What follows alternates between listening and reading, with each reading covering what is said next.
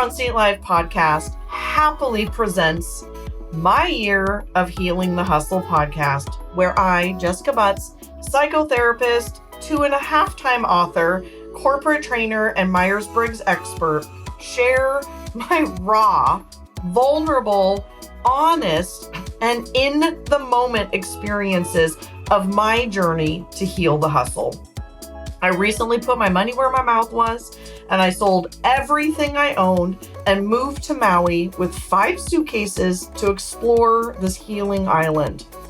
What has come up is a mountain of real life healing the hustle experiences I hope you can see yourself in, so you can also heal your hustle while still being unapologetically who you are.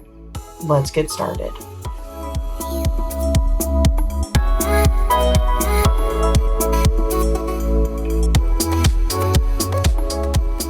Welcome back, everybody. Welcome back. Thank you for all the love. Thank you for all the love about the 100th episode. It's pretty amazing to have 100. I mean, do I have that much to say? I guess I do. I really appreciate the comments and the reviews and the love, and we are just going to keep this party going, and we're going to get back on track today. We are going to really get back on track to the Healing the Hustle content. I had my birthday episodes, which turned into a 2-parter, and then I had my breakdown with my mom bullshit, and then I had my 100th episode. So we've had like a full month. The entire month of July was, I think, excellent, hopefully, content for you guys, but also a little off track on the Healing the Hustle stuff, although all of it is relevant. So today I hope, a great topic for you guys about how we got here. And one of the questions I hear from a lot of my clients around, my private clients, as well as those that are coming to the Maui retreat, which is officially sold out. I'm thrilled. It's funny, I say it with a weird tone in my voice, because I just had someone this morning ask me if my last spot was full because she wanted it. So it is officially sold out. I cannot put any more people in it. I'm beyond excited to have the people here and have this amazing 5 days together. So just so you know, if you are one of those people who are interested in the next one, I am going to be booking May of 2023 and October of 2023. And the reason I'm doing those months are because it's absolutely gorgeous here in May and October. And it's much cheaper. So you're welcome. It's very expensive January, February, March here, kind of even April, here being Maui. And I want this to be a more affordable, easy flow kind of experience. If you want to stay a couple days before and after, that was certainly the intention. I have a retreat member coming that got her flights for $130 each way, which is by far the cheapest I've ever heard. So anyway, May and October of 2023. So hang on for that. I need to get them booked, and then I'll let you guys know for the next retreat. So I'm excited to jump into this. I'm a little tired today, so hopefully this isn't all over the place. And the reason I'm tired, and shout out to all you moms. My niece from Quebec, Montreal, Quebec, is here with my dad. We are absolutely having the time of our lives, like absolutely the most fun possible. But so they got here Friday. So just Friday, Saturday, Sunday, like go. And then Monday, I worked all day and then went out for her birthday last night. It's her quinceañera, her 15th birthday. And Auntie Jessica is tired. So God bless all you moms. It's a whole nother experience. She's grade A+, the most delightful teenager for sure I've ever met. She's absolutely a beautiful, kind, wonderful soul. And that shit is still a lot of work. So God bless all of you parents. So I will hopefully stay on course here. And then I get to go out today on a beautiful boat cruise with my gorgeous family. So I know you're not feeling that bad for me. So let's jump in to some content about Why can't I just be happy? Why can't I just be happy? And there are 4 main sections of healing the hustle, and we may get through all of it today, or I might just cover a part of it because there's so much to dig into, right? I've got a 220 page book almost done. And part 1 is about healing the hustle. Part 1 is how we got here. Like, why can't I just be happy? How did we get to this place? Part 2 is identifying the hole in your bucket. Like, why have you been hustling? Part 3 is repairing this hole in your bucket. Why what you have been doing isn't working. You've been trying to fill your bucket and it's not working. Part 4 is now filling your repaired bucket. How to fill your bucket in a brand new way. And I've been doing a bunch of, let me finish, I guess. And part 5 is healing the hustle, making lasting change. I've been putting content together for the retreat for basically 6 months, but it's really like starting to come together. And I'm so excited for the part 4 day, our 4th day together of filling our repaired bucket and how to do it in a new way. And it's going to be a whole bunch of fun activities because it's making me tear up. And that slapping is, I touch my chest a lot because it's where my heart is. And so excuse my slapping. That's what that is. Filling our repaired bucket is so much about having fun back in our lives. We just got away from it, right? I think this midlife stuff, we are so serious and we're paying mortgages and paying bills. And, I was hanging out with a teenager. It's like, you forget, like, life is meant to be fun. It's funny. There's, 3 generations. It's my dad who's retired and his whole life is pretty awesome. He's got a, wonderful old house and lives a very, a modest lifestyle. But, he's splurging for sure on this trip. And so to watch him, absolutely know how to have fun, and he kayaks and, lives in this 1920s home. And then, being here with my niece from Quebec and seeing Maui through her eyes is just amazing. And, shopping with her and buying completely different things and going on boat cruises and seeing things again and reminding ourselves like, this is what we're supposed to be doing in life, having some fun. And I'm kind of that middle generation right now in between the two of them where I'm still paying bills and I'm still paying mortgages and, things aren't paid off yet. And I'm also not a teenager where everybody pays for my life. Like it's funny. I just was like, God, it'd be rad to be a kid. Like, she's very respectful, but yeah, like, you're just, hey, can I, is this okay to buy this? And it's like, oh yeah, someone buys you shit. I forgot what it's like to like have everything you do be paid for. Like, it's not a bad gig. And that is some of what we're going to be talking about in filling your repaired bucket is how to have fun again, But that's not what today is about. I got a little off topic there, which I always do. Okay, so let's talk about what this section is about of how we got here. And it's kind of 3 main things I want you to think about. Number 1 is your journey. What is your journey? Like in the book, I share my journey of getting here. And then the second is our new world, this crazy, unbelievable new world that we live in. And then number 3 is our obsessive need to do. Like, we live in a culture, we live in a capitalist society, we live in the more you do, the better. I've talked about that in terms of living on Maui and watching so many people here exist. And I had a lot of judgment about it at first because it's just so foreign to me, but it's why I sold everything I own and I moved here, is to do a little more of that, of to sit and read a book all day on a beach. And what does that, in the shade, what does that feel like? How can we not always be going, going, going, going, going, going. This need to do is some sort of badge of honor. It's a bunch of bullshit, quite honestly, but we've all bought into it that we need more. We need to buy more. We're just spending our money like crazy people. We're not saving it. And so we always have to have, right, a better job.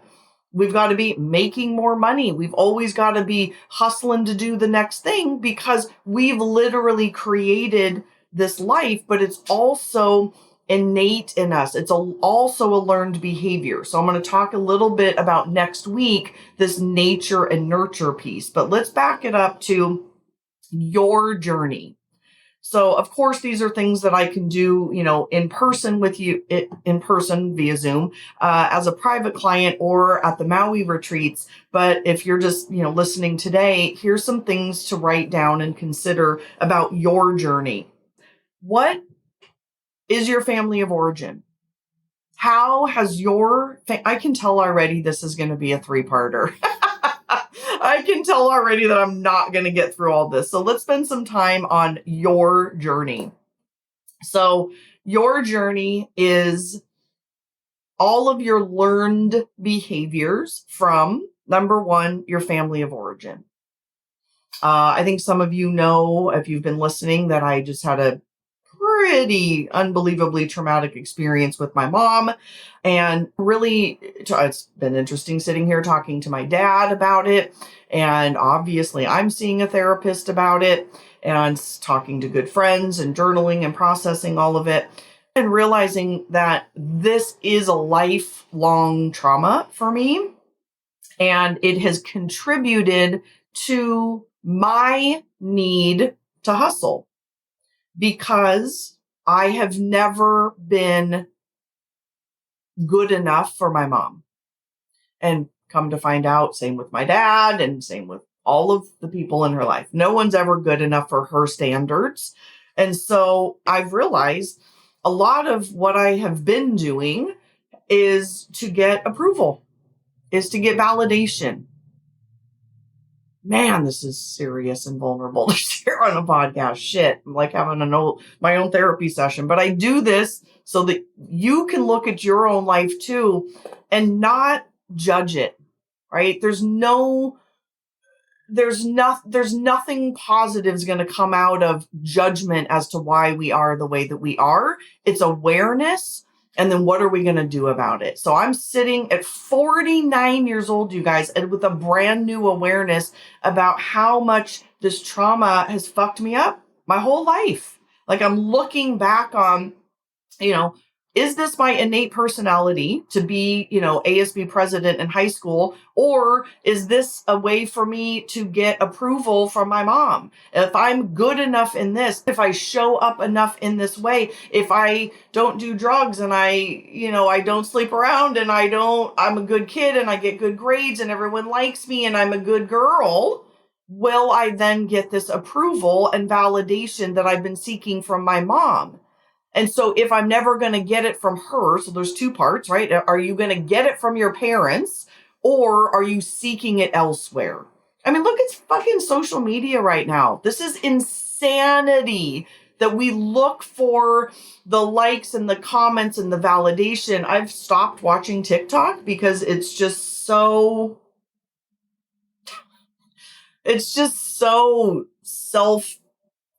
what's the word I want? You're exploiting yourself. I don't know. There's something about it right now that is just, I'm having like a visceral reaction to, I just can't handle all of the look at me, look at me, look at me.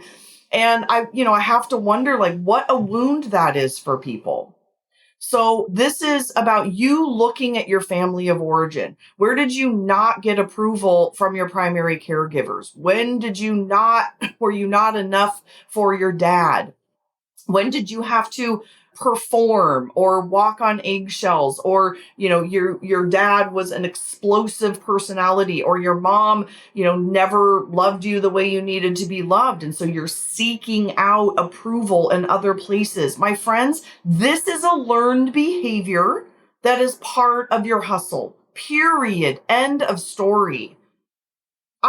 I've got I have so many great clients right now. Like, I'm obsessed with my clients. I love them. They're doing really good work. And I've got a couple of new people right now that are just having these huge ahas of like our past is absolutely affecting us today. Period. I can't, there's this wonderful woman I have as a new client, and she's, she's saying, my behavior is unacceptable. I'm like, is it? Like, I don't think it's unacceptable. I'm very interested that you think it's unacceptable. I want you to not judge it. I don't want you to, continue it, but there's a reason you're acting that way. And hers is absolutely from her family of origin. So my graduate degree, my therapy degree is in family systems. And so I quite honestly, there's two things that I believe in probably more than anything else foundationally as we evolve as humans. One is our personality type, obviously. And number two is our family of origin. How we are raised, our primary caregivers, the traumas that come along with that, our adult attachment, which I've talked about like ad nauseum, I feel like recently, around securely attached people, avoidantly attached people, and anxiously attached people. That affects us more than anything else. And the fact that we go into relationships now or anything we're doing, right? Like, would I have done all of the things that I've done if I had a super loving, accepting mom? I'm going to be honest, maybe not. And so there's part of me that can be thankful of all of the abuse that I received from her over the years because, there's a nature piece and there's a nurture piece. Okay, so that's number one. There's so much. I could probably just do a whole episode about that, but I'm going to move on. We're only going to cover this first one about your journey. So number two is obviously it's not obvious. It's culture of origin. We call it FU and KU in graduate school. One is your family of origin. Two is your culture of origin. And I have an amazing client coming to the retreat, and she was asking, she's, of an Indian culture, and, asking, is this stuff, relevant to me? The healing, the hustle. And I said, probably even more so, because each culture has its own roles and rules and norms associated with their culture, whether that be, a Hawaiian culture or certainly a WASPy culture. Even the white culture has different areas of the country, WASPs and Catholics and, pot smoking hippies like my parents. Well, my dad, I shouldn't say both my parents, my dad, who's amazing, by the way. Or, do you have a Black culture? Do you have a Korean culture? Do you have an Indian culture? And how do those roles and rules and expectations and norms in that culture affecting how you hustle? I had a Korean woman as a client once, and it was quite eye-opening to me how the women are in that culture. I didn't know that they are more of the masculine in that culture, that it is just a norm for them to be the ones kind of doing everything. They are holding down the fort. They're making all the plans. They're putting all the kids through school. They're working. They're clean. They do everything. They do everything.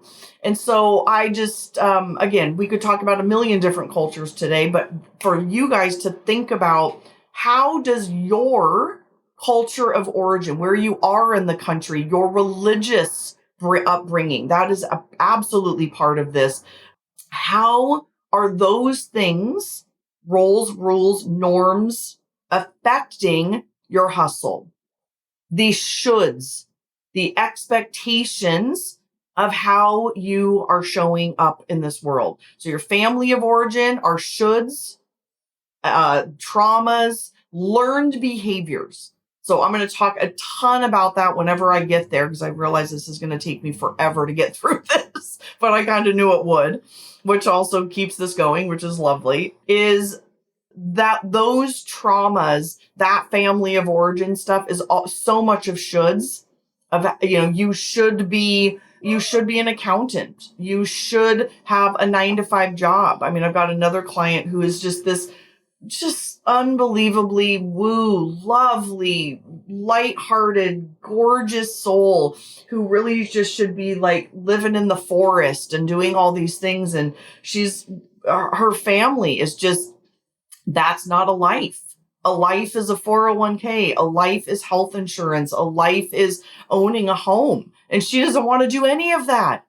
That is not who she is. So there's all these like family of origin, culture of origin things passed down from her family that makes her feel guilty and makes her feel like she's doing the wrong thing and that she can't make a living, and on and on and on.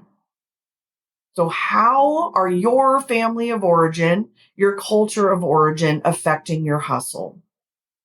Next is, I've talked about attachment, I think ad nauseum at this point, but understanding how your family of origin has created your attachment.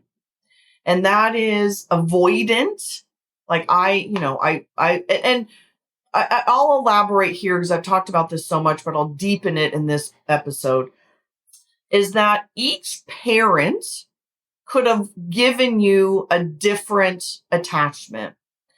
So avoidant attachment is you're literally not there. So this could be, a mom or a dad or whoever your primary caregivers are, or 2 dads, 2 moms, whatever, or your grandparents, aunts, uncles, whoever your primary caregivers are. And avoidant is they're either not there for you emotionally or physically. So this is a lot of latchkey kids, me included. Or again, emotionally, they can't handle you. So I'm a Cancer. I'm also definitely an empath and definitely a highly sensitive person, as well as a therapist. So like I have all the feels. And I am way too much for my mom. I'm way too much. And so there is I can't handle you. Don't cry. That's what you're taught. Don't cry. Shush. You're too much. Don't do that. Whatever. Stop crying. Whatever the thing is. And so, or they're just not there. So what that child learns is, and talk about hustle, what that child learns is, I can't rely on anyone. Therefore, I better do everything by myself. Talk about a hustle culture. You can't ask for help. You don't trust people to help you. You don't trust that they can hold you. You don't trust that they can be there for you, because you learned growing up from your one or both of your primary caregivers, if you had to, that I got to do this shit on my own. I can't rely on anybody. So, I mean, imagine how that plays into your hustle. So the next is anxious. And, I was talking to a friend and she was like, what about reactive? And I was like, basically reactive is anxious. I just think there's a lot of people out there who try, they pick up somebody else's work and they try to make it their own, which I just find really fucking annoying. Like, I don't ever pretend I created Myers-Briggs. Like, come on, people, just, create your own point of view around it. But again, these people that come up with all these other ones, I'm like, basically reactive is anxious. And that's because we're reactive. So reactive is, or anxious is, you never know what you're going to get. So this is mental illness. This is addiction. This is a parent that maybe hasn't done their work. Like they don't know who they are, right? And so what you get from them is, I love you, but, or smoke and mirrors, or you're never good enough. Or I love you, but again, I already said that one. It's just such a big one. I love you, but you're never good enough. You never know what you're going to walk into. This is very reactive, but it's also walking on eggshells. So this is an interesting one with parents that have anger issues or personality disorders or an addiction. So what ends up happening is you're kind of caretaking or keeping like a homeostasis in the home. So you don't want to be too loud. You don't want to be too much. So you end up suppressing yourself. You are nervous about, oh God, is mom going to be pissed? Or is my dad going to react? Is my dad going to hit me? Is my dad going to drop kick the dog? Is my, so I better be really good. I better not cry. I better not rock the boat. I better be a good girl or a good boy or a good person. Like, we got to be real careful. And so what do we end up doing? We're suppressing ourselves because we never know what we're going to get. Or we are ourselves and we are punished inappropriately, right? So if you're crying, you shouldn't get beat for that. Or you shouldn't get, you shouldn't have to be grounded for a month. Whatever the horrible, unresponsive reaction is from your primary caregiver is not a reason for normal human behavior. And so there's a lot of parents, especially that generation, I'm 49, so that generation of parents, they didn't do a lot of work. They didn't go to therapy. Do you know that our parents, so if you're about my age, our parents were the children that were raised in the Mad Men show? So I don't know if you've watched Mad Men, but that is some fucked up shit. Those people are a mess, right? They have done zero personal development. They are terrible parents. The dad is basically not around, not in my case at all. But those are the parents of our parents. Our grandparents are those Mad Men people. There was an episode, I've talked about this before. There was an episode I was watching and I paused it and I went, holy shit, those kids are my parents. Those kids witnessed horrific small T traumas, some big T traumas, but neglect, not caring. There's not a lot of love going on. There's no personal development, right?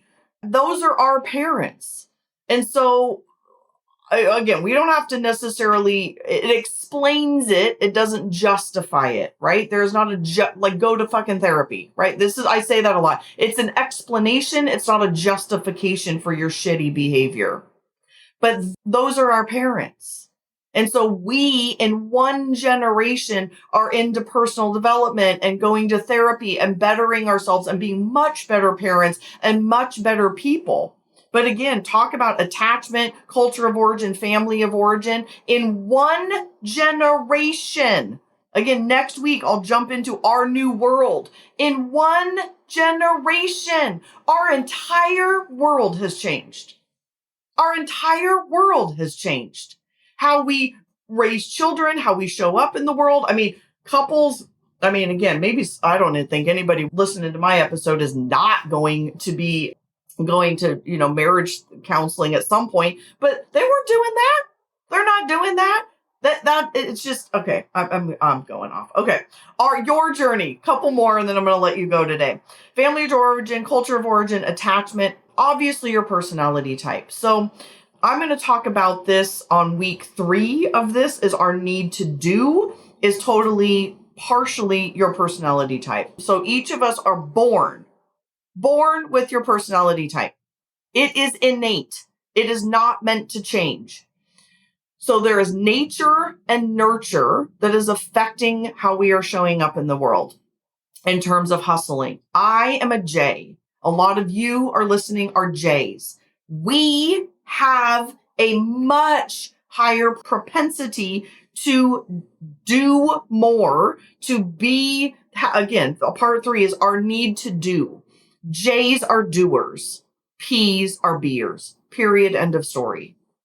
And so while P's absolutely are still part of this because they have half of it. So if half is nature and half is nurture, they are still in this new world. They still have their family of origin. Those are learned behaviors. But the other half is this nature piece, being born into the world as a super, super strong, bossy, controlling, I got to know what's going on. I'm going to manage and control you. I'm going to plan this. That is innately who we are. So I want to be really clear that you guys get that part, that this is like 50-50. So you can still have this hustle as a P because there's so many learned behaviors, which I literally have a list of like 20 things that I'm going to talk to you about in episode 2 and 3 of this section of how we got here, about our new world and our need to do. But the other half is innateness. So if you're a J and you have some big T, little t traumas around your family of origin, your culture of origin, we're like doubly in this. We've got like, basically two, we're kind of doubly screwed. We got double work to do. But you can also have like the best upbringing in the world and, not have a lot of small T traumas or big T traumas and still personality type wise fall into this category. So your journey, adding in obviously your divorces, that's obviously part of family of origin, big T, little t traumas. So, learning, there's so many. You were raped or you had some sort of, abuse as a child. All of this, all of those traumas. And again, find a therapist, reach out to me. I hope I've got an opening for you when you're ready to do this. These are things that are very hard to open up and uncover, and the truth will set you free. Knowing where this hustle comes from, knowing where this anxious attachment comes from, knowing where the avoidant attachment comes from, that shit will set you free, my friends. I promise. I promise. I've got clients that are so nervous to like talk about it because they're like, will I ever stop crying? Can I ever like fully get over this? And I'm like, it's part of your backpack. It's part of you. It will come with you and it will guide you. It will open your eyes. It will set you free to what has been holding you back, to what has been keeping you stuck, keeping you from repeating all of the same patterns over and over and over again, either in relationships or work or however you're showing up. These things will set you free. I just thinking about a client I saw yesterday and having her, she was like, I don't know where to start with this. Should we start with the relationship or my family of origin? I'm like, start telling me about how you're showing up in this new relationship. And I guarantee it'll tie back to your family of origin. And it did. All of her behaviors are tied back to how she was raised. And her anxiousness and worriedness and I'm not good enough and suppressing herself and all of that. And so now she has this new awareness of like, okay, I've learned this about myself. It sucks. Obviously she cried most of the session. It sucks. It sucks. I'm going through it right now with my mom. I'm learning like, oh my God, this is why I've been doing all of these fucking crazy behaviors all of these years, even as a therapist, right? And so learning and seeing it can give you so much clarification as to why I'm controlling this or why I'm looking and seeking validation, why I'm hustling, why I'm showing up in this way so that we can do it a different way. We can show up a different way. And I talked about this a couple of episodes ago of this is why we've got to also have people in our lives that can hear us and see us. I was, kind of in a situationship, I guess. And there's just no interest really in like getting to know the real me. And I ended it right away because I was like, you don't get only the good stuff. Like, this is who I am. And so that then deepens and intensifies incredible connections with your friends, with your kiddos, with your partner or your future partners. This stuff makes relationships so much deeper. It gives you so much more education as to why I am showing up this way. Why am I nervous when you don't text me back? Why am I worried because the other shoe is going to drop. Why am I walking on eggshells around people? Why am I performative? Why am I seeking this attention? I guarantee you all of it has come from your family of origin, your culture of origin. I guarantee it. Okay. I sat down with this humongous list and I was like, this is going to be really challenging. And I knew I was not going to get through it. So next week, I will dive into this new crazy world about how we got here. And, maybe I will change this episode to how we got here part 1, because I was going to try to say, like, why can't I just be happy? That's why. All of these things, we are seeking approval. We are seeking validation. That doesn't fucking matter. It doesn't matter. I am not going to heal this with my mom. I'm going to heal it with myself. She is not capable, so I have to do it on my own. That is what we try to do, right? We go outside of ourselves. We seek this validation. We seek TikTok followers. We go shopping. We oversex. We get the dopamine hit from whatever. It's not about that. It is about inside of our own bucket. This is why you can't be happy. We've got to learn a new way, my friends. Okay.